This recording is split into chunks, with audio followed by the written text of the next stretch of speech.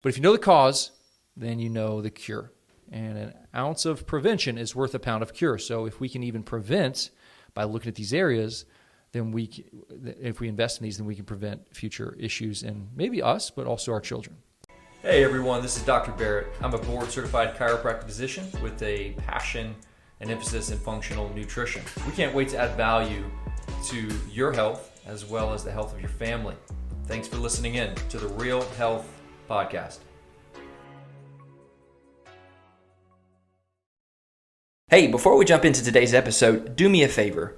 If you like this episode and you like hearing from Dr. B, share it on your Facebook, share it on your Instagram. We're really trying to get this health movement out. So without further ado, let's get to today's episode.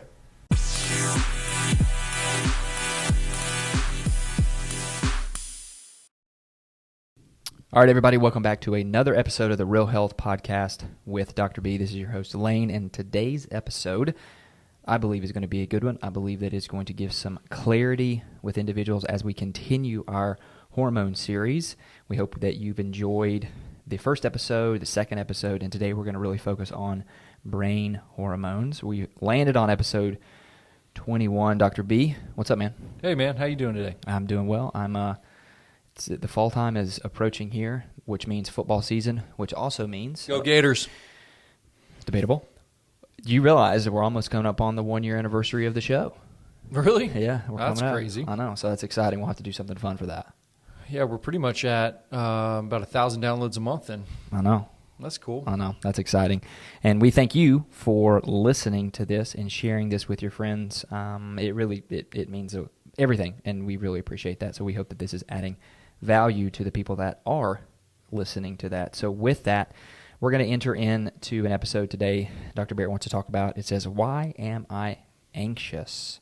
And we're going to talk about anxiety. We're going to talk today. This is going to be a 2-part series. This is going to be a quicker episode, so you can break this into 2 parts. So the first one is going to be why, the cause of anxiety. Why am I anxious?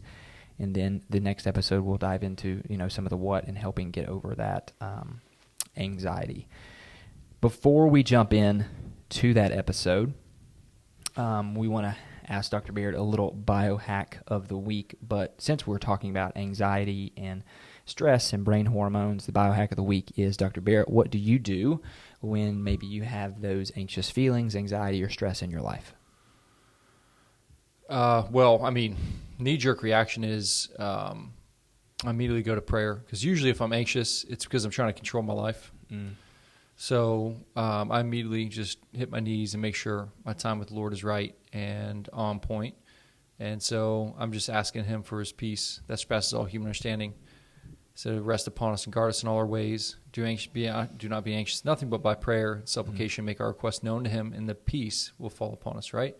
So usually I'm just trying to control my life. And so the first thing I go to immediately is prayer and petitioning for the Lord, reading his word, let it wash over my heart, let it wash over my mind, and just cleanse me from my need to control my outcomes, my life. There's a difference in investing and controlling.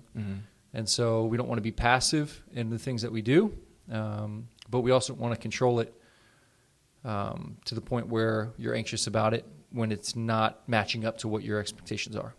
So I think the episode is done for the day. Thank you. We will see you next time. No, that was good. Thanks, man. And then a health biohack would be I take a lot of adrenal adaptogenic herbs. So a lot of ashwagandha, rhodiola, ginsengs, schisandra berries, just kind of a complex mixture of adaptogens. I know you take those. So that really helps tonify my nervous system, gets me out of that fight or flight stage. That's so good. And we'll probably talk about that maybe on the next episode. We will. But today we really want to focus on why is someone anxious? Why are you anxious? And really this continues our brain or a hormone series, and this is going to focus on the brain. So where do you want to start? What's the most important thing? Maybe when you have a patient come in and you think that they're experiencing that, or they express that they're experiencing that, what's some of the things that you want to touch on today or speak to? So there's 5 areas that I was thinking about for this episode. 5 areas that can influence my what causes anxiety. And so we can speak to those 5 areas, and those are environmental, genetic, stress, nutrition, and spiritual reasons. spiritual, and you say mind, spirit, emotion. And I think the quick thing to mention here, and this is so we're going to start with a myth. Okay. The myth is that in the medical society, they push your anxiety is caused by a lack of a chemical in the brain. So if we give you that chemical, then it'll fix your anxiety. Okay, this is the chemical is a pill. Mm-hmm. That Okay. could be like an SSRI, like a selective serotonin reuptake inhibitor. Mm-hmm. So they're trying to push more serotonin to the brain. Mm-hmm. There's a lot of names for anti-anxiety medication, but Mm-hmm. it's based off of a chemical imbalance theory. But it's a theory. It hasn't been proven, and so it's as simple as, hey, if I give you a ton of serotonin, you're going to feel better, but is your anxiety due to a lack of serotonin or a deficient serotonin level? Or are you even deficient? We're not tapping spinal cord fluid to actually test chemical levels of serotonin and dopamine and GABA. And unfortunately, what we're doing is putting people on prescriptions that make them momentarily feel better. Mm-hmm. If you flood the brain with a bunch of serotonin and GABA, which is a brake to the brain, you're typically going to feel a little better, but then you're going to have increased suicidal thoughts, increased homicidal thoughts.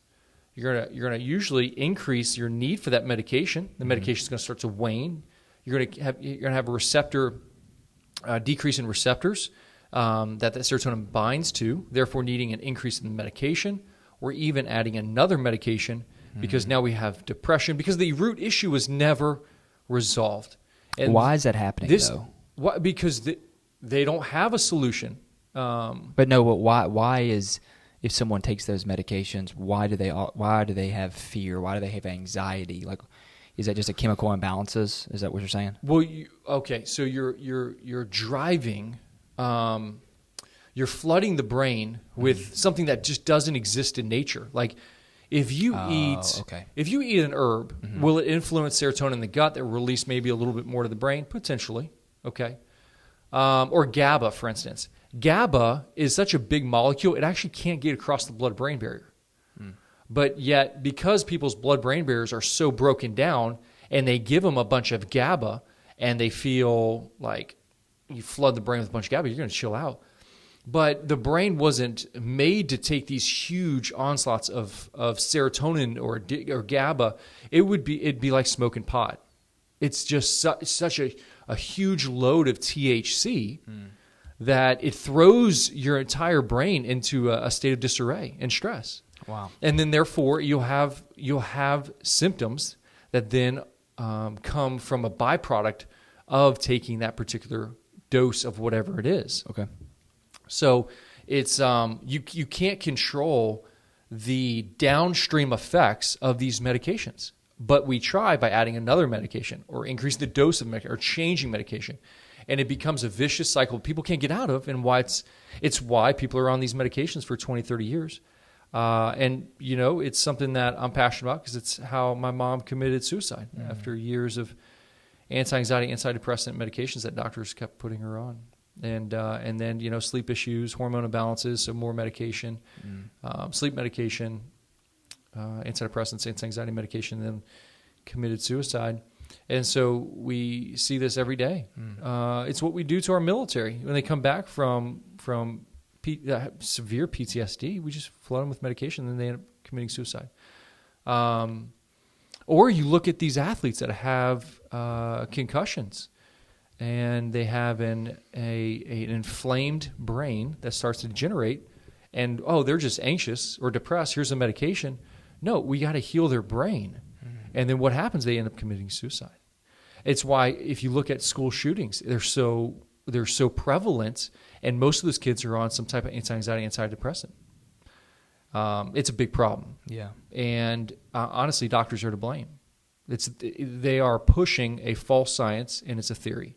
It's not proven to be at all effective. So, and I think I was I forgot who I was talking to or I was having a conversation with, and it seems as if the teachings in that world aren't updating, or they just think that the pills are the ones that can fix the problems, and it just doesn't seem like the data or the teachings haven't updated since forever, how long it's been. It's true. It is. Yeah. We're constantly pushing old data. Yeah. Okay, let me speak to this real quick before we get into these 5. I'm a Christian. I shouldn't be anxious. That's a lack of faith. Okay, that's what we hear in the church too. Is that helping the person? Wow. No, right? But it's what we see. Like, oh, you pastor shouldn't be depressed. Yeah. Okay. Well, maybe he is, because there's thousands of people that look to him or her, and they are drawing from their energy. He's pouring out. Yeah. He's stressed, probably not eating well, nutritionally jacked up. So, yeah, he's going to be depressed. That's a depressed brain right there. Wow. Okay? And then all of a sudden it's like, hey, why is this Christian anxious or depressed? And then it's this whole idea, hey, do I not have faith? Lord, where are you? Yeah. Why don't you heal me? So let me help heal you, in a sense. Let me help you heal yourself by providing the causes today, and then next episode we'll get into the solutions. But if you know the cause, then you know the cure. And an ounce of prevention is worth a pound of cure. So if we can even prevent by looking at these areas, then if we invest in these, then we can prevent future issues in maybe us, but also our children. Say that again. An ounce. Say that one. An ounce of prevention is worth a pound of cure. That's good. Yeah, Yeah, I didn't really make good. that up, so don't quote me on that. That was Hippocrates. I think it was Hippocrates. I think it's I've heard it before. I didn't know who. I wasn't going to pretend like I knew who said that. So Yeah, I mean, we just label Hippocrates with everything, right? It's like, yeah, he did that. Look to the spine of the cause of disease. Actually, that was Edison. But you ready to dive into this? Let's do 5 of the areas that influence. You said environment. Yeah, let's go with that one first. Okay. Environmental. Yep. Two big issues here: infections and toxins. There's a boy in the office, young teenager, 13, 14 years old, anxiety out of nowhere. Mm-hmm. Okay, we did some work with him, calmed it down, came back a year later. I said, hey, I think we need to look at the brain for infections, and pulled some panels, and he had a strep infection. Okay. That went to the brain. Wow. That caused an inflammatory response that drove his anxiety. OCD, tics, all of that is driven through strep infections. So we look at a lot of symptoms that are anxiety, OCD, tics, and we can look at infections, bacterial infections, viral infections, as being a root cause behind those symptoms, because it's creating a perpetual inflammatory response that the brain's always in this state of stress, fight or flight, fight or flight, fight or flight, and it's constantly pushing out cortisol, which is a stress hormone. I have heard before that strep is the long-term strep, like in the infection that you have just stated. Maybe it was from you, or maybe it was on another podcast that I would listen to, can cause some serious issues later, like down the road. Yeah, and one of the biggest issues that it causes is brain-based infection that drives anxiety. It can cause rheumatoid arthritis in joints, autoimmune issues. So even going back to like our first series that we did on autoimmunity, I touched base on these infections and how they are linked to these issues. And then not just infections, but also toxins. Toxins, particularly heavy metals, are very inflammatory and neurodegenerative. So they break down neurons within the brain that create an inflammatory response that, again, drives this stress, fight, or flight response. So I'm always looking at environmental with patients. I'm looking at infections. Are there any red flags for infections? Okay. Have they had strep in the past? Have they had Epstein-Barr recently? Or do they have mercury amalgam fillings? Have they had vaccines, flu shots, and even I guess I can say it without being banned now, COVID vaccine. Yeah. These vaccines are very, again, neuroinflammatory. So these environmental toxins, infections are something that we look at. So you are labeling those things that you just said, like the the vaccines and things like that, you're labeling that as the environment part of this. Yes. Okay. Yeah, right. Well, because externally you're exposing yourself to something. That's right. Okay.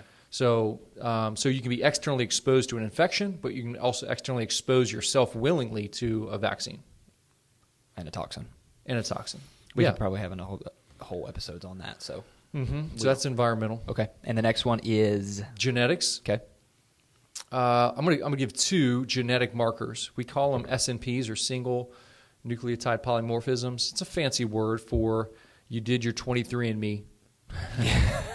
Okay, and you are maybe heterozygous or homozygous for MTHFR. Yep. MTHFR, methyl tetrahydrofolate reductase enzyme, or COMT. Okay, these 2, MTHFR and COMT, are big drivers of anxiety genetically because of COMT. Typically causes the body to hold on to cortisol longer, which is a stress hormone, and it creates an inability to metabolize stress hormones properly. And then the MTHFR situation is a what we call methylation problem, where their body can't convert B vitamins out of their diet into a usable form that helps replenish neurotransmitter pools within the brain. So MTHFR and COMT are the 2 genetic markers that I look at. There's another one, MAO, but I don't look at that as much as those first 2. So these genetic markers, I know we've talked about it in the past, and we may have even talked about it offline, and especially in autoimmunity.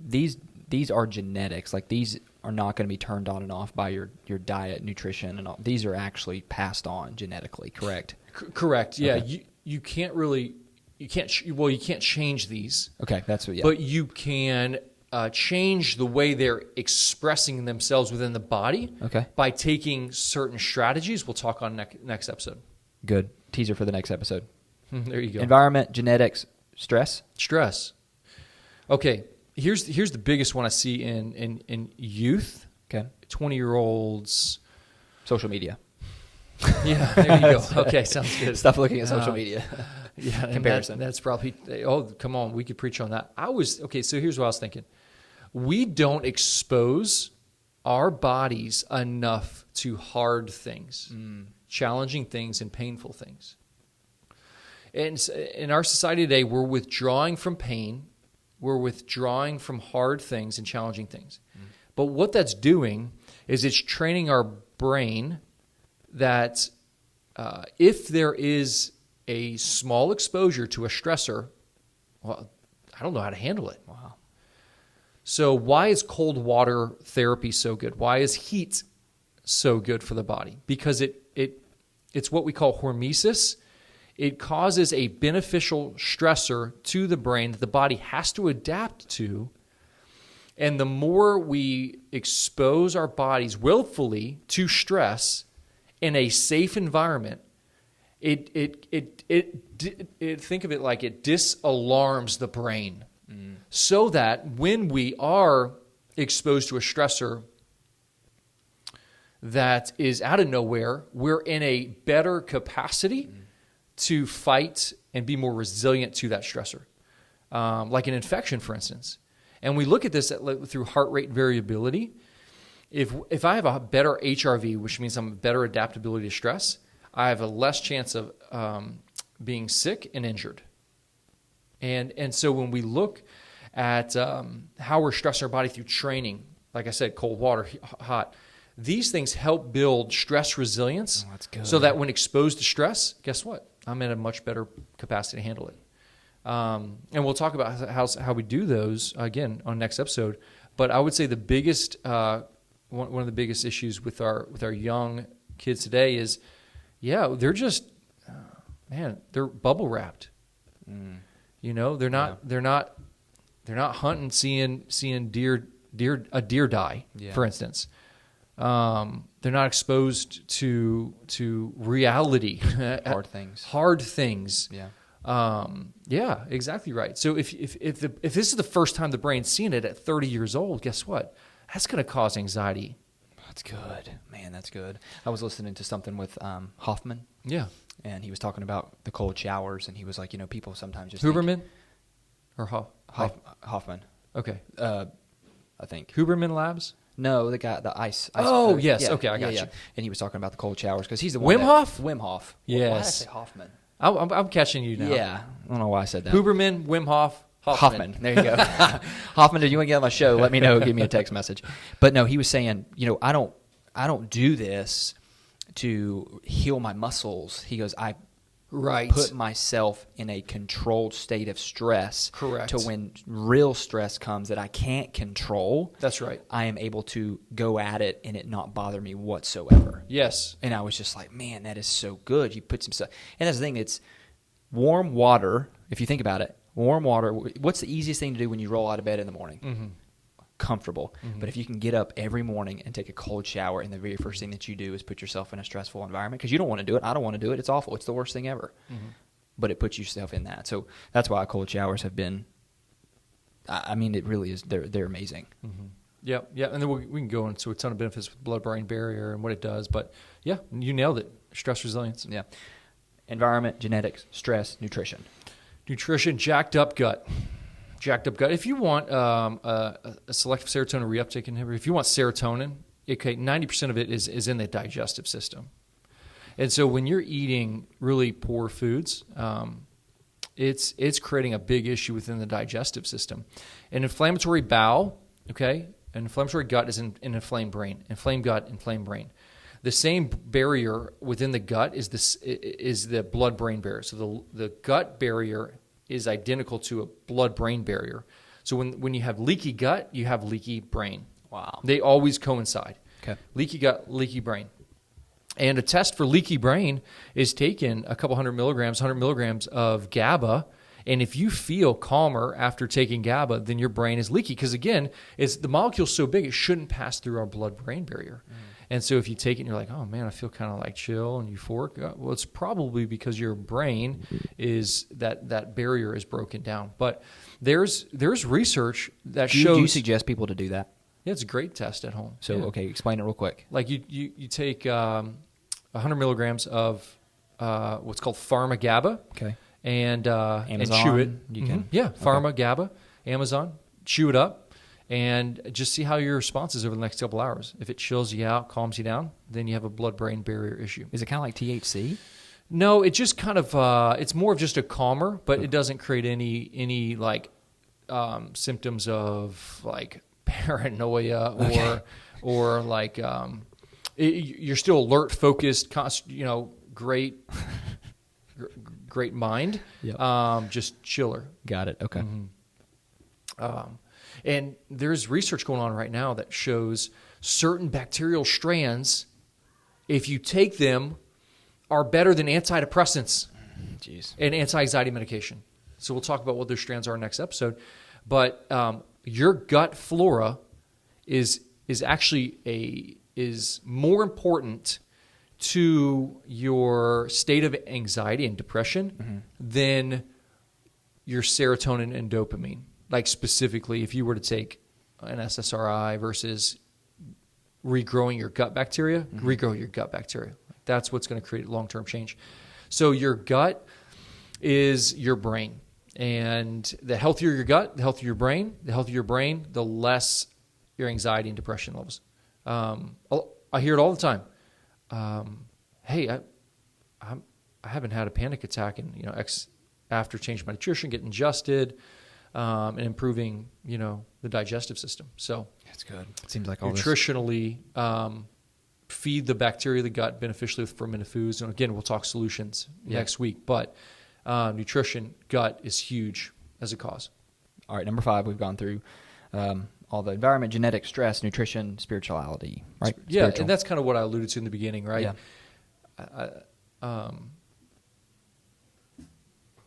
Anxiety in my life really fundamentally comes down to me trying to control outcomes. And one of the biggest ones is like if one of my kids gets sick, I'm trying to process what it is. And if I can't figure it out,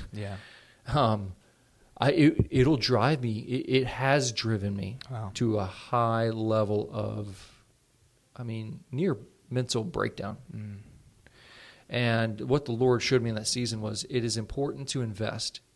It's important to take care of and nurture and steward over your finances, over your body, over your mind. But in the end, we live in a world of sin, sickness, and disease. Mm-hmm. I'm not going to live forever. This body is not going to live forever.